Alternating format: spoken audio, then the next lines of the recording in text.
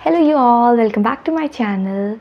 So, today I'm going to talk about my NEET 2025 experience. Khattak. So, NEET 2025 के बारे में बताती हूँ पूरा दिन क्या क्या हुआ. So, मेरा दिन सुबह स्टार्ट हुआ 1 बजे करीब मैं पहुँच गई. 1 ही बजे पहुँची. मैं जल्दी नहीं पहुँची थी अपने सेंटर पे. डिसाइडेड कि वहाँ जाके बोर ही होना है. ठीक है, मतलब वैसे प्रिकॉशंस लेने ही चाहिए, पर मैं 1 बजे पहुंचना इज़ लाइक ठीक टाइम है. It was 1 hour drive from my home. So मैं ऑब्वियसली घर से मैं पहले ही निकल गई थी. मैं 1 o'clock में थी अंदर, अपने पहुंच गई थी सीट पे. और उसके बाद पेपर स्टार्ट होता है 2 o'clock. फिर जैसे मैंने डिसाइड करा था, जैसे मैं अपने मॉक पेपर्स देती थी, उसी हिसाब से मैंने अपना पेपर अटैम्प्ट किया. पहले biology, then chemistry, then physics. So in biology मतलब थोड़ा बहुत अजीब से जैसे साइंटिस्ट का क्वेश्चन पूछ लिया गया था. बिकॉज जनरली आइडियोलॉजी यही है कि मतलब बायो पढ़ के जानी चाहिए. ऐसा नहीं मैंने पूरा रटी हुई थी कि मुझे कॉन्सेप्ट्स का आइडिया नहीं था. नहीं, मैंने सारे कॉन्सेप्ट्स पढ़े थे और सारी NCERT तो पढ़ी थी, पर साइंटिस्ट का कॉर्नर नहीं पढ़ा था.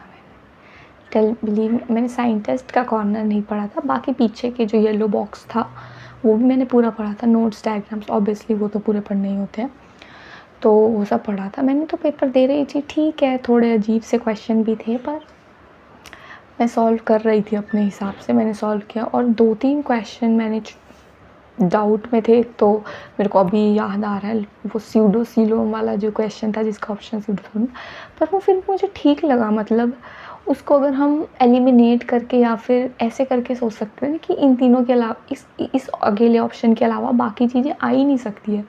वो क्वेश्चन से देख के मैंने लिंक थोड़ा, जो भी कहो उसे तुक्का कहो, तो सही बैठ गया था. और मेरे गलत तो गए हैं. और एक और क्वेश्चन जो बिल्कुल ही मुझे आता ही नहीं था, दूर दूर से पता ही नहीं था, दैट वाज, जिसे मैं देख के भी सरप्राइज़ हो गई. साइंटिस्ट का क्वेश्चन कहाँ से डाल दिया.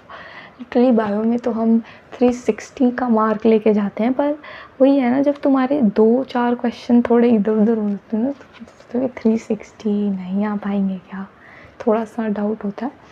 बट फिर भी मैंने पेपर दिया और ठीक है, बायो पोर्शन दिया. फिर मैंने केमिस्ट्री स्टार्ट किया. केमिस्ट्री स्टार्ट करते ही मुझे ये डिफरेंस लग रहा था 2024 से पेपर से, कि 2024 का जो पेपर था वो बना ही इस तरीके से गया था कि मतलब इट वाज सो इजी. तुम जो कैलकुलेशन करोगे, इतने इजी स्टेप्स बनाए थे. बड़े बड़े जो इक्विलिब्रियम के जो क्वेश्चंस थे या दूसरे वाले क्वेश्चन, वो इस तरीके से फ्रेम थे 2024 में कि स्टूडेंट को ईजी हो सॉल्व करने में.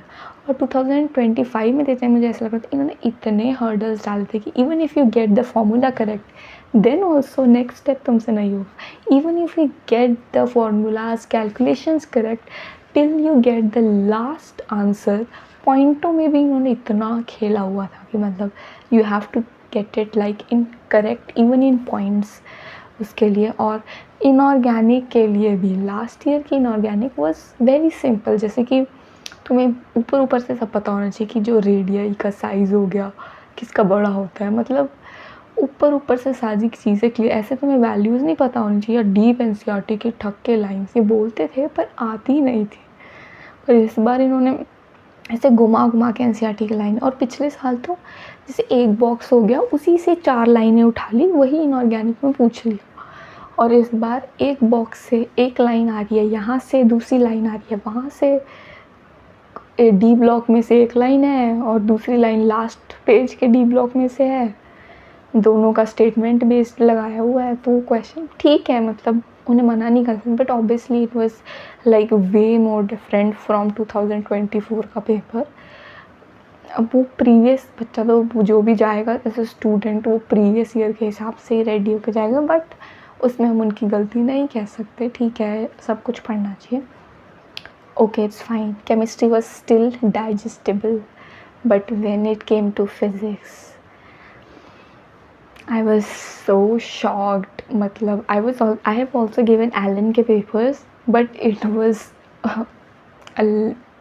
I don't know how many times above the Allen का level. And yes, मेरा भी टाइम थोड़ा एक्स्ट्रा लग गया था.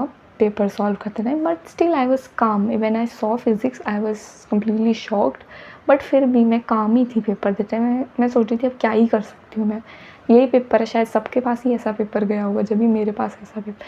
और मेरे मार्क्स आ रहे थे 620 630, तो मुझे इतनी दिक्कत आ रही है सॉल्व करने में, तो बाकी को भी आ ही रही होगी ना। So that was a little which made me काम।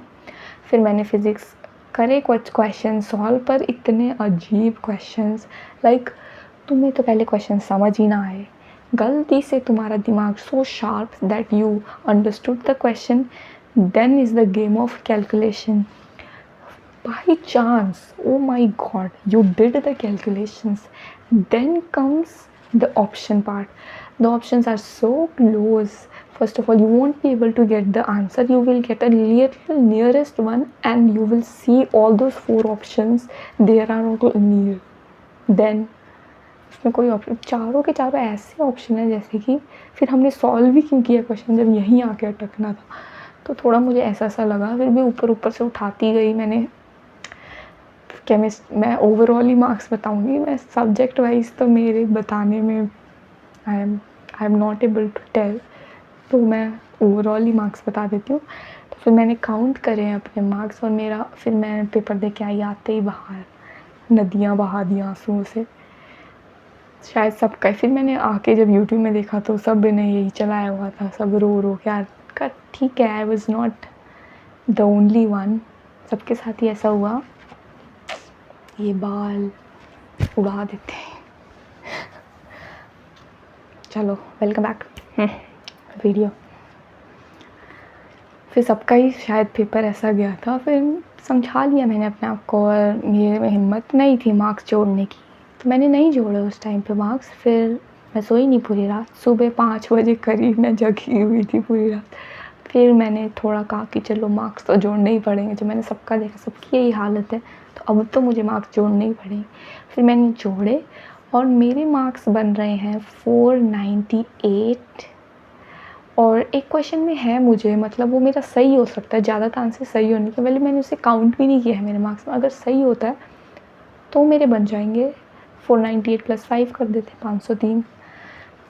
मेरा तो यही स्कोर बन रहा है। और जितने भी मैंने पूछा है कि क्या कट ऑफ जाएगी इस बार की, तो देखते हैं। ऑल इंडिया के बाद शायद मेरा स्टेट कोटा भी लग जाए, पर स्टेट कोटा में भी इतना डिफरेंस नहीं आएगा, बिकॉज मेरा स्टेट है पंजाब, तो इतना फ़र्क नहीं आएगा, बट स्टिल 5-10 मार्क्स नीचे आएगा। अगर 510 कट ऑफ जाती है तो देयर आर चांसेस मुझे मिल जाए। बॉर्डर पे खड़ी हूँ ऐसे बॉर्डर पे खड़ी हूँ मैंने पूछा काफ़ी उससे बॉर्डर, और देखते हैं क्या होता है। कॉलेज का प्रोसेस अब तो स्टार्ट करना ही पड़ेगा मुझे। I am a first drop, मैंने 1 साल का ड्रॉप लिया था, और मेरे बोर्ड्स में 96% आए थे।